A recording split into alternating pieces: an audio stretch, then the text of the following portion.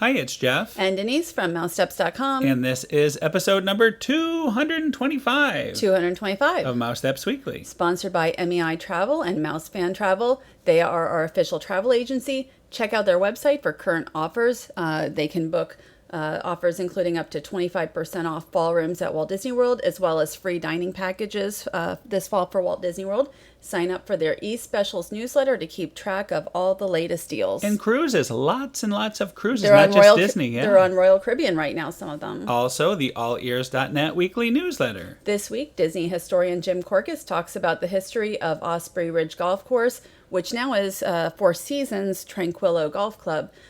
Also, there's information on the music of Pixar Live dining packages, as well as information from Walt Disney World, Disneyland, Disney Cruise Line updates, and a lot more. Check out the show notes for full information on how to subscribe. And did I mention it is a free, totally free newsletter? Also, we randomly selected a contest winner of the Disneyland Paris Grand Celebration button and guide map. Over 200 entries. It was a lot. Very impressive. So congratulations to TN Princess 87. Just send an email to Denise at mousesteps.com with your information. And she's going to be celebrating her 30th birthday on her first ever Disney cruise. It's the Disney Fantasy. We had canceled to go to Paris. She thought about Paris, but ended up going on the cruise. And it all worked out. See, now she has the button and the map. Didn't have to go to Paris. All good. I wish we had 200 buttons for everybody, but unfortunately we didn't have too many. So thanks again, everyone, for entering. Loved all the character ideas. And we'll try to do more contests in the near future. That's right. Now we're going to start off at Disney's Hollywood Studios. Hadn't been there in a while, since before our big trip. So there is Sorcerer Mickey, who it's kind of interesting to see him here at the front of the studios because he looks very different than if you go to Epcot. He looks a little scruffy, actually. He looks a little bit more of a, like from years ago as opposed to kind of the newer ones. He didn't shave, that's all. Well, he looked like he could use a trim. So anyway, you ran over to get the March of the First Order. I don't know what I was doing at the time. Well, it just happened to be going off as we walked in. And by the way, happy Star Wars Day. As we're recording this, today is May the 4th. Star Wars Day. So happy Star Wars Day. And so both Disneyland and Walt Disney World, currently the Star Wars land, which is kind of what we're looking at here, what we can see of it anyway, they're both scheduled for 2019. Disneyland seems to be a little bit farther ahead with the AT-AT walkers and all that. Right, but we are getting some vertical construction, which I had not seen before. Of course, we hadn't been here to the Hollywood Studios. You can see there is a section of New York Street still up. Who knows how long that will stay, if it will stay for good or not, who knows. But you can see we are going vertical, so that's big news for us. And the Star Wars land will have two signature attractions, one that puts riders on the Millennium Falcon, and then they also have two dining venues. We'll have two dining venues. So that sounds very exciting. I cannot wait. You said, what, 2019? Yeah, they say 2019, but everything here seems to always run a little late, so who knows? But if they get it done by 2019, I will be very impressed. So there was a lot of Star Wars at the studios that we saw. You can check out these new 40th anniversary banners over here by the Launch Bay Courtyard. And because of Paris, we hadn't actually been to the studios in over a month. So There was actually quite a bit new for us. And so then we decided we wanted to go see if we could meet BB-8. That was the whole idea, BB-8, yes. Right. He started while we were gone. And it said 20 minutes. It was about 5 minutes. The line actually moves quite a bit. I thought this whole thing was fantastic. Very efficient. I like the setup. And BB-8 was great. There he is. He's moving around and talking to you. And the whole key of this is his handlers, his helpers, kind of translate what BB-8 is trying to say to you. So you're really talking to him through them. And of course, I happen to have our BB-8 sipper with us. So BB-8 was concerned. They thought maybe he was going to be shrunk down. But of course, we explained to him that was not the case. I'm sure that's what he thought. That's what our translator was saying. Don't blame me for that. So, but anyway, you get to meet BB-8 privately, which is really nice. I mean, you can't see him unless you actually, get in line to meet him. But again, I mean, we waited, it said 15 to 20 minutes, but I think we really didn't wait more than about 5 minutes. Yes, very, very fast. Mm-hmm. So I thought that was a great meet and greet, and it's nicely themed. You come out, and they had some new props on display out here. I think they had the Death Star from Rogue One, which we hadn't seen. So I like that they're always adding things to Launch Bay. This whole room was Rogue One props, and I think that pretty much everything was actually real props as opposed to created for the launch bay. So after we checked out BB-8, we went over to PizzeRizzo to try some lunch. I had not dined there yet, and a lot of bread is all I can say. You'll see that this, I guess it's the veggie pizza from PizzeRizzo, and we also had the not cannonballs. Yeah, he keeps calling them cannonballs. It's a meatball sandwich. Cannonballs is Earl of Sandwich when they have them here. And then they come with the side Caesar salads. I have eaten here before. I think the word dine is a little excessive. Yeah, Gene Simmons would not approve. He would not call it cuisine. No, and this pizza is a lot more breaded than what I have had before. I mean, the food, I wish they had New York style pizza. Good pizza, basically. Right, but I do love this room. This is the Rizzo's Deluxe Supreme Banquet Hall. It's the only room I will eat in here. Right. It was worth it to dine in the room. You go there for the atmosphere, definitely not for the food. It's really, I was shocked at how much bread you got. It was a little pizza on a lot of bread. When I've eaten there before, it wasn't quite as bad, but the food can be a little bit better, but it's not, again, I like New York style. So now we're going into One Man's Dream, mainly because we want to see the new Pirates of the Caribbean teaser. Yes. Dead Men Tell No Tales. But you could see Moana has left the building, literally. Right. I mean, I guess they'll probably do some sort of meet and greet because they made this whole area.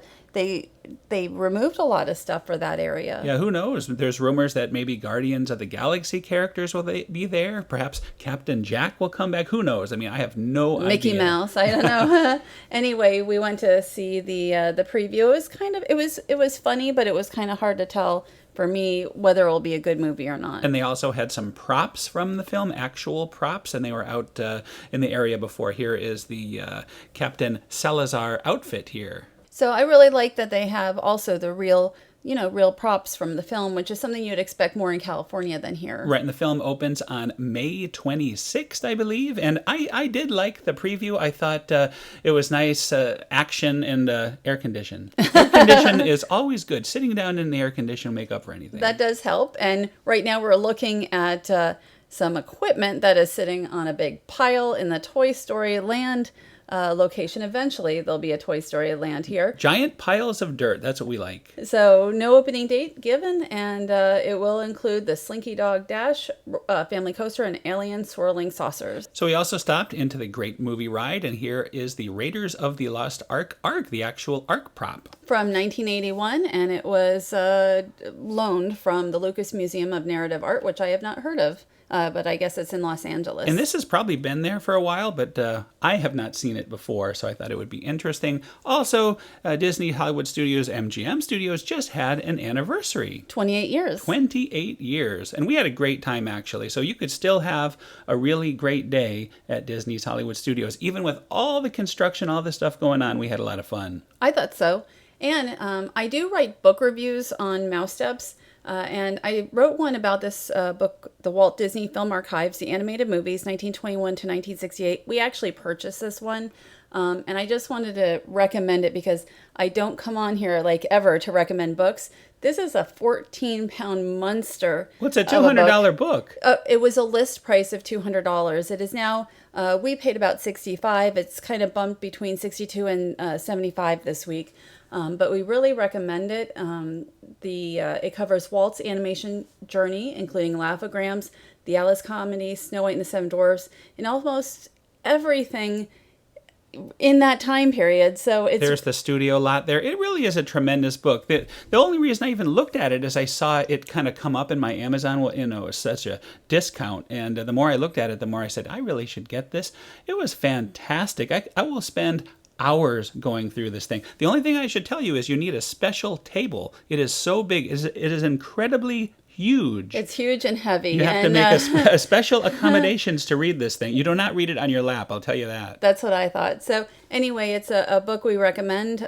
I probably will do an occasional book review here, but I felt very strongly about this particular one. Absolutely. So I will add a link in the show notes. Be sure to check it out. So our next stop is Paradiso 37. It had actually been a number of years since I've been here, And we were really pleasantly surprised. We were invited in advance of Cinco de Mayo just to taste some of their items. Which was very nice. And I should say I had never been there, ever. Last time I was in there, it was a merchandise shop. That'll tell you how long it's been for me.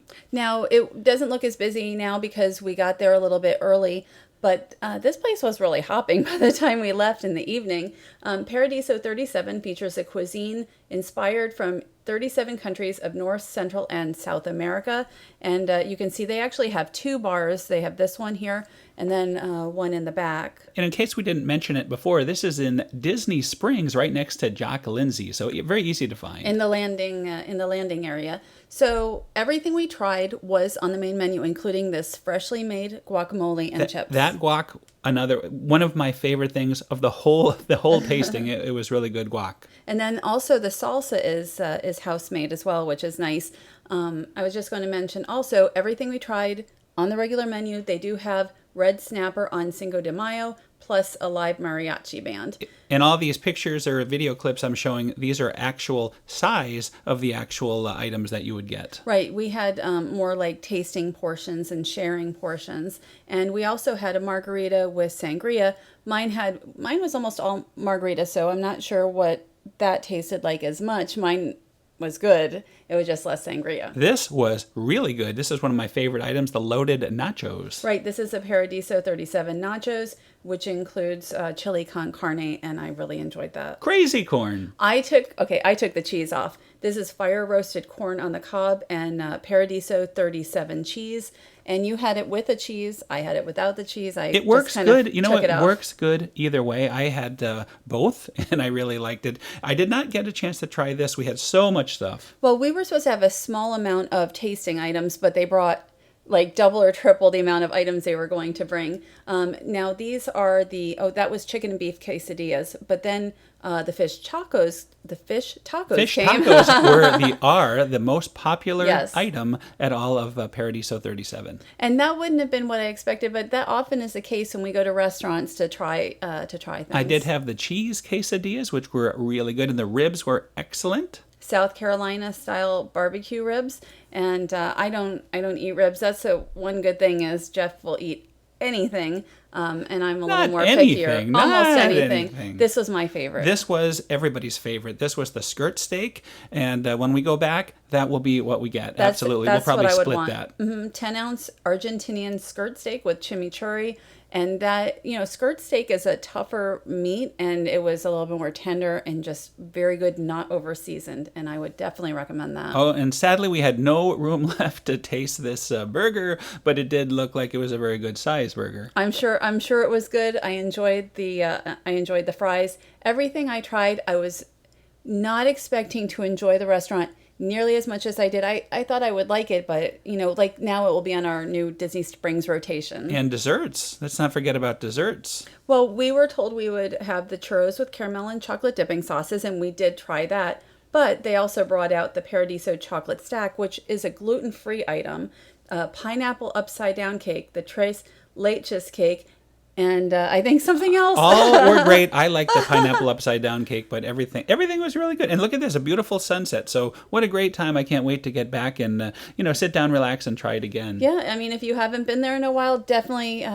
check it out. Well, tomorrow is Cinco de Mayo, so that is the time to perhaps go we there. will make a quick little stop on our way. That sounds good. And now, once again, we're back at Disneyland Paris. Kind of doing a segment a week at this point. There's Tinkerbell just for the 25th anniversary, which will probably go on for, a year and a half, 2 years, Absolutely. Who knows. But we were here, what we're talking about today is the Plaza Gardens Breakfast. They just started this last month. Character breakfast. Yes, there's Eeyore, Tigger, and Piglet. And if you wait outside, you might see a character or two right before these breakfasts start. Now, there's 2 times, and they are 8:15 and 9:45. And I should mention, if you want the 8:15, you have to either be a resort guest or an annual pass holder. Otherwise, you cannot get into the park. I didn't know that. I didn't know that. I had no idea, true so I statement. just learned something. The characters used to be out at Cafe Mickey in Disney Village, but now they moved them into the park. And today we're here for the early seating, and of course we are watching the characters go in. I thought it was kind of funny. Some of these guys couldn't quite get in. Somebody had locked the door, so it was quite interesting. I'm surprised Scrooge or the Big Cheese, Mickey, wouldn't have a skeleton key somehow. So we actually showed up 10 or 15 minutes late, which you don't really want to do because these are really set times. Like at a certain time, you have to leave. Oh, it's yes. not We did not know that. Well, you No. have to vacate the restaurant if you're done or not. So Right. that is very different than we're used to here. Right, and characters are for breakfast only. This is I love something it. showing I love how this. I love the things not to do. But it's good. They're telling you to have your pen ready. They're telling you to, get your camera, autograph book, all that stuff. So it's good advice. And the characters only come around once. So if you miss them, you've missed them. So we knew Scrooge was coming, so we stayed at the table. It's really important to arrive on time so that you get the most available time for both the buffet and the characters. Yes, because you don't want to miss this. You see this mysterious hand coming in, giving a gold coin to Scrooge. That's our good friend, Curious Axel, and you'll be seeing more from him next week as he tells us all about the new hyperspace mountain. But anyway, Scrooge there was kind of showing us how he wants to swim in money, and you will actually be able to swim in money at this year's D23 in Anaheim, California. I just saw that. So yeah, I saw that Scrooge too. was a precursor to what we'll actually be able to do. So how horrible to miss seeing Scrooge or some of these other great characters. Right, and you only have maybe about an hour and 15 to an hour and a half, which sounds like a lot, but when they're kind of spaced, you have 6 characters kind of spaced out, you have to sort of run to that buffet. Yeah, well, very important. When you're going to go to eat, you sort of have to look around, make sure that there's no characters, run to the buffet, grab all sorts of food, come back,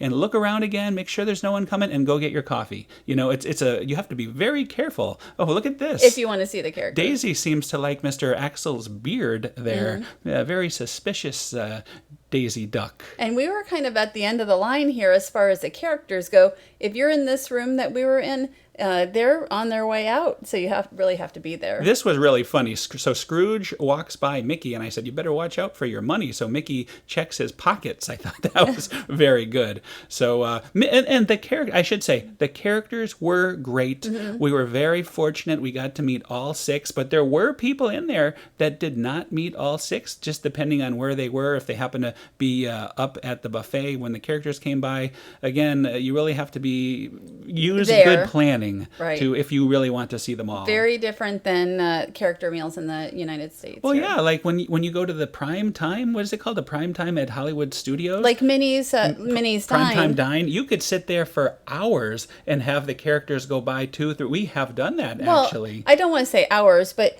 let's say it takes an hour for the rotation. By the time, if you're still eating at the end of that hour, all of a sudden the first one comes back. The first character will come back, so you don't. You can just sit there and have coffee and see them all again and again.